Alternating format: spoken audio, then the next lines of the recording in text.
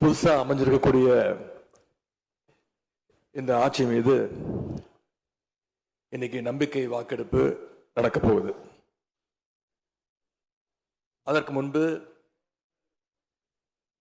வாக்கு எண்ணிக்கை தொடங்கி கடந்த 10 நாட்களாக இன்னைக்கு வரைக்கும் இந்த ஆட்சியில் ஒவ்வொரு நாளும் என்னென்ன நடந்திருக்குங்கிறத எதிர்கட்சியாக சில விமர்சனங்களோடு இங்க வைக்க நான் விரும்புகிறேன். முதல்ல தமிழக வெற்றி கழகம் ஆட்சி அமைக்கணும்னு பெரும்பான்மையான மக்கள் உங்களுக்கு வாக்களிக்கவில்லை.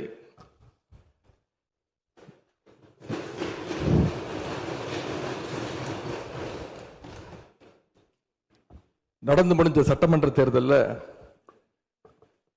பதிவான வாக்குகள் சுமார் 4,93,25,000 வாக்காளர்கள் வாக்களிச்சிருக்கிறாங்க. தற்போதைய ஆளுங்கட்சிக்கு வாக்களிச்சவங்களுடைய எண்ணிக்கை எவ்வளவு தெரியுமா? 1,72,26,000 தான். மீதம் இருக்கக்கூடிய சுமார் 3,21,00,000 பேரும் நம்பிக்கை கோருகின்ற இந்த கட்சிக்கு, உங்க கட்சிக்கு எதிராக வாக்களிச்சிருக்கிறாங்க என்பதை நீங்க புரிஞ்சுக்கணும். அதாவது கிட்டத்தட்ட 65% மக்களால நிராகரிக்கப்பட்ட ஒரு ஆட்சி மேல எங்களுக்கு மட்டும் இல்ல, உங்களுக்கு வாக்களிச்ச மக்களுக்கே கொஞ்சம் கொஞ்சமா நம்பிக்கை குறைஞ்சிட்டு வருது. அடுத்து மிக முக்கியமான ஒண்ணு நம்பர்ஸ், மெஜாரிட்டிக்கான நம்பர்ஸ். நம்முடைய சட்டமன்றம் 234 உறுப்பினர்களை கொண்டது. மேஜிக்கல் நம்பர்னு சொல்லுவாங்க. 118 உறுப்பினர்களை கொண்ட ஒரு கட்சியோ ஒரு கூட்டணியோ தான் ஆட்சிக்கு வர முடியும்.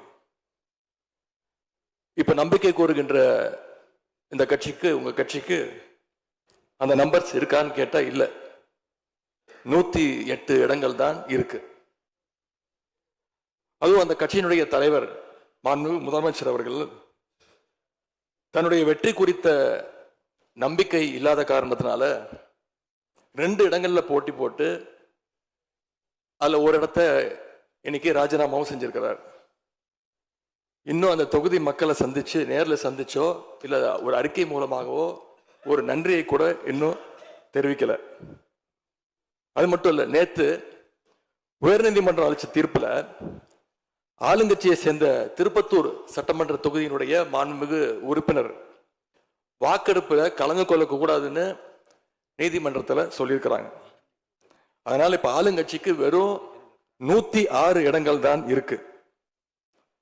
ஆனாலும் தேர்தல்ல தனக்கு எதிராக எங்க தலைவர் அமைச்ச கூட்டணியில போட்டியிட்ட கட்சிகளை எல்லாம் இன்னைக்கு சேர்த்துக்கிட்டு பெரும்பான்மைக்கான கடிதத்தை ஆளுநருக்கு கொடுத்து இன்னைக்கு இந்த ஆட்சி அமைக்கப்பட்டிருக்கு.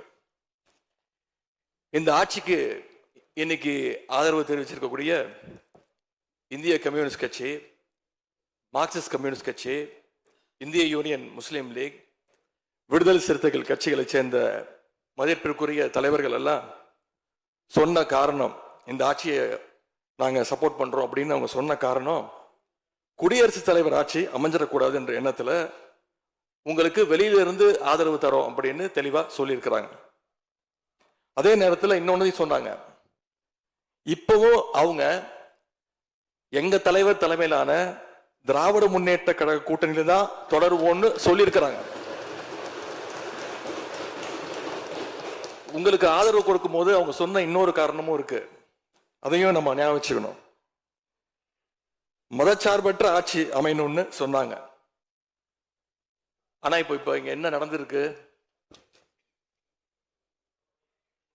உங்க கொள்கை எதிரின்னு சொன்ன பாஜக தலைமையிலான என்டிஏ கூட்டணியில போட்டியிட்ட ஒரு சட்டமன்ற உறுப்பினரை அந்த கட்சி தலைவருக்கே தெரியாம, அந்த கட்சி தலைவருக்கு தெரியாம திருட்டுத்தனமாக இந்த ஆட்சிக்கு ஆதரவு தர வச்சிருந்தீங்க. இப்ப நான் சொல்றது ரொம்ப டீசென்டான வெர்ஷன். அந்த திருட்டுத்தனமான வார்த்தையை மட்டும் நிக்கிறேன். அந்த கட்சி தலைவருக்கே தெரியாம இந்த ஆட்சிக்கு ஆதரவு தர வச்சீங்க. இப்ப இப்ப நான் சொல்றதுலாம் ரொம்ப டீசென்டான வெர்ஷன். அந்த கட்சி தலைவர் உட்காருங்க உட்காருங்க. உங்களை சொல்ல உங்களை சொல்ல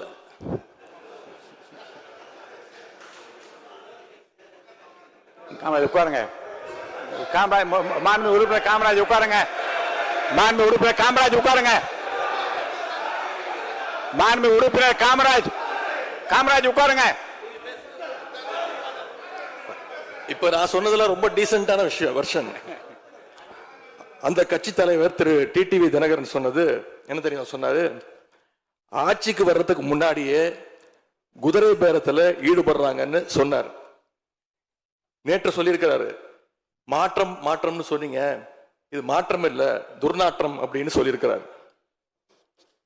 அடுத்து அதே பாஜக தலைமையிலான என்டிஏ கூட்டணியில் இருக்கக்கூடிய பெரிய கட்சியான அதிமுக இன்னைக்கு கிட்டத்தட்ட 2 பிளவுபட்டிருக்கு. பிளவுபட்ட ஒரு குரூப் உங்களுக்கு ஆதரவு தெரிவிச்சிருக்கிறாங்க. அடுத்து நடந்த இன்சிடென்ட் தான் மிகப்பெரிய ஒரு ட்விஸ்ட். பிளவுபட்ட குரூப்ல இருக்கக்கூடிய ஒரு தலைவரோட வீட்டுக்கு ஒரு புது சோஃபா போகுது. சோஃபா பின்னாடியே புது முதலமைச்சரும் அந்த தேர்தல் நேரத்தில் ஊழல் சக்தின்னு சொன்னீங்க.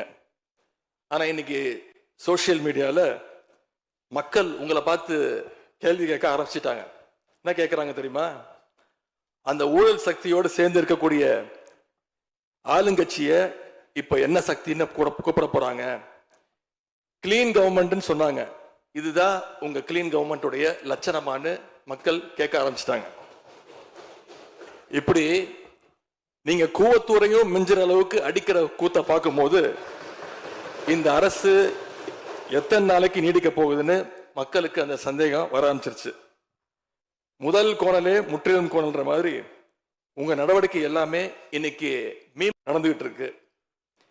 இப்படி எம்எல்ஏக்களை எல்லாம் கடன் பெற்று ஆட்சி நடத்துகின்ற முதலமைச்சர் தான் அளித்துள்ள போலி வாக்குறுதிகளை நிறைவேற்ற முடியாதுன்னு தெரிஞ்ச உடனே முந்தைய அரசு, அதாவது எங்களுடைய அரசு, வளர்ச்சிக்காக பெற்ற கடன் குறித்து தவறான கருத்துக்களை தந்து மக்களை இன்னைக்கு திசை திருப்ப முயற்சி செஞ்சு கொண்டிருக்கிறார். பெரும்பான்மையும் இல்லாத, அரசியல்ல அடிப்படை நேர்மையும் அல்லாத இந்த அரசு நல்லாட்சி தரும், தமிழ்நாட்டு மக்களுடைய உரிமைகளுக்காக போராடும்னு மக்களுக்கு துளியும் நம்பிக்கை இல்லை. முக்கியமான ஒரு விஷயத்தை இங்க நான் பதிய வைக்க விரும்புகிறேன். உங்களுக்கு ஓட்டு போட்ட மக்களே நடக்கிறதெல்லாம் பார்த்துட்டு ஒரு பெரிய தப்பை பண்ணிட்டோமோன்னு இன்னைக்கு வருத்தப்பட ஆரம்பிச்சிட்டாங்க. மக்களுடைய அந்த உணர்வை வெளிப்படுத்தும் விதமா இந்த ஓட்டெடுப்புல கலந்துக்காம திராவிட முன்னேற்ற கழக உடன்பிறப்புகள் உறுப்பினர்கள் நாங்க வெளிநடப்பு செய்ய போறோம். நாங்க வெளிநடப்பு செஞ்சாலும் அதனால பேரவையுடைய எண்ணிக்கை அளவு குறைஞ்சு நீங்க நிச்சயம் இந்த வாக்கெடுப்புல வெற்றி பெறதான் போறீங்க. அப்படி வெற்றி பெற்ற பிறகாவது மக்களுடைய நம்பிக்கையை காப்பாற்றுற மாதிரி உங்களுடைய பணிகள் இருக்கணும், உழைங்க. எங்க தலைவர் திரு முத்துவேல் கருணாநிதி ஸ்டாலின் அவர்கள் கடந்த 5 வருஷமா ஒவ்வொரு குடும்பத்துக்கும் பார்த்து திட்டங்களை நிறைவேற்றி கொடுத்தார். அந்த திட்டங்களை எல்லாம் நீங்க தொடரணும். தயவு செஞ்சு அதில் அரசியல் செய்ய வேணாம். ஏன்னா இந்த மாசம் 15ஆம் தேதி கலைஞர் மகளிர் உரிமை தொகை 1,31,00,000 தாய்மார்கள் காத்துக்கிட்டு இருக்கிறாங்க. அந்த 1000 ரூபாய் வருமா அப்படின்னு காத்துக்கிட்டு இருக்கிறாங்க. அதே மாதிரி புதுமை பெண் திட்டம், தமிழ் புதுவன் திட்டங்கள்ல காலேஜ் போற ஸ்டூடெண்ட்ஸ் அவங்களுக்கு வர மாசம் வர கல்வி ஊக்கத்தொகை 7ஆம் தேதி கொடுத்துருக்கணும், இது வரைக்கும் வரல, அவங்களும் காத்துக்கிட்டு இருக்கிறாங்க. இப்ப ஸ்கூல் இல்லைனாலும் ஜூன் 2ஆம் தேதி ஸ்கூல்ல ரீஓபன் பண்ண போறாங்க. அப்ப காலை உணவு திட்டத்துக்காக பள்ளி மாணவர்கள்லாம் காத்துக்கிட்டு இருக்கிறாங்க.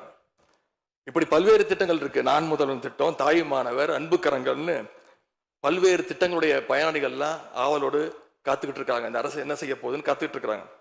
அதனால நான் உங்ககிட்ட கேட்டுக்கொள்றது, மாண்புமிகு முதலமைச்சர் அவர்கள் பதவி ஏற்றதும் தன்னுடைய முதல் உரையில அவகாசம் வேணும்னு கேட்டீங்க. நிச்சயம் அவகாசம் எடுத்துக்கோங்க. ஆனா காத்துக்கிட்டு இருக்க அத்தனை பேரையும் ரொம்ப காலம் காக்க வச்சிடாதீங்க. அது மட்டும் இல்ல, தேர்தலுக்கு முன்னாடி பல கவர்ச்சியான வாக்குறுதிகளையும் நீங்க கொடுத்திருக்கிறீங்க. மக்கள் அதுவும் ஞாபகம் வச்சிருக்கிறாங்க. மகளிருக்கு மாசம் 2,500 ரூபாய், ஆண்டுக்கு 6 சிலிண்டர், தங்க செயின், மோதிரம், பட்டுப்புடவை, வேலையில்லா இளைஞர்களுக்கு உதவித்தொகைன்னு அந்த லிஸ்டும் நீண்டுட்டே இருக்கு. பெரிய லிஸ்ட் தான்.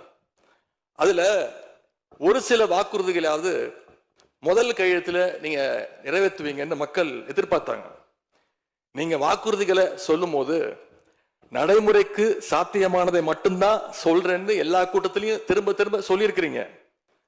எனவே அதை விரைந்து செஞ்சு காட்டுங்க.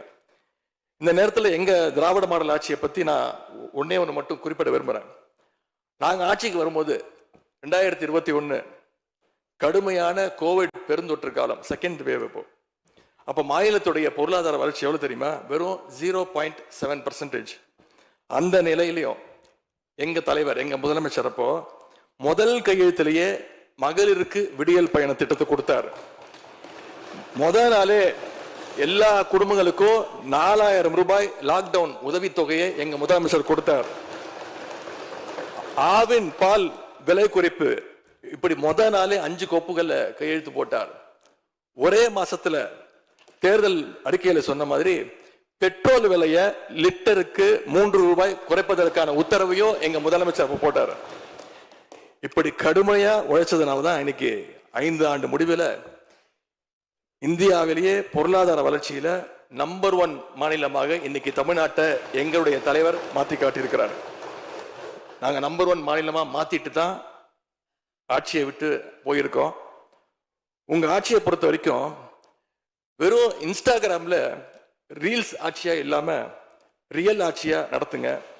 அது மட்டும்தான் மக்களுடைய கோரிக்கை. எங்களுடைய தலைவர், திராவிட முன்னேற்ற கழகத்துடைய தலைவர் முத்துவேல் கருணாநிதி ஸ்டாலின் அவருடைய கட்டளையின்படி நீங்க ஆட்சியை தொடர நாங்க தடையா இருக்க விரும்பல. அந்த வகையில பேரவையிலிருந்து நாங்க வெளிநடப்பு செய்கிறோம். நன்றி, வணக்கம்.